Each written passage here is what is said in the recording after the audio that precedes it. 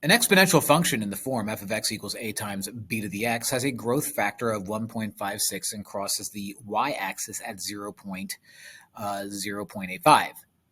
On the closed interval 0, 4, what is the maximum value? All right, so let's set up our equation first off.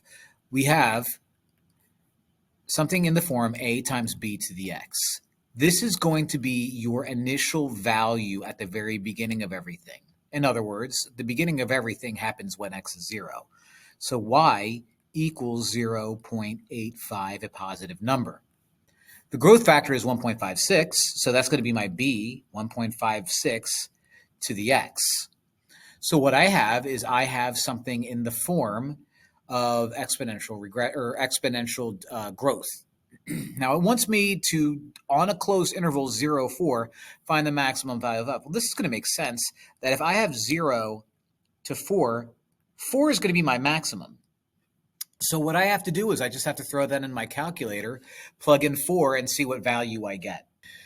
So we're just going to plug in the equation that we came up with. We came up with 0.85 parentheses 1.56, close the parentheses, to the x power.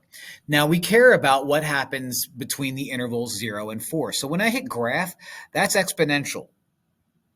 And so as you move to the right, your value gets bigger because this is exponential growth, because the growth factor is greater than 1. Now, my maximum is going to happen all the way to the right of the rightmost part of the interval. So basically, my maximum happens at 4. So if I go and type out second trace, hit value, hit 4, I'm going to get that number right there, which matches up with the answer C. So basically, you're finding the maximum knowing very well that your maximum is going to be all the way to the right for this one.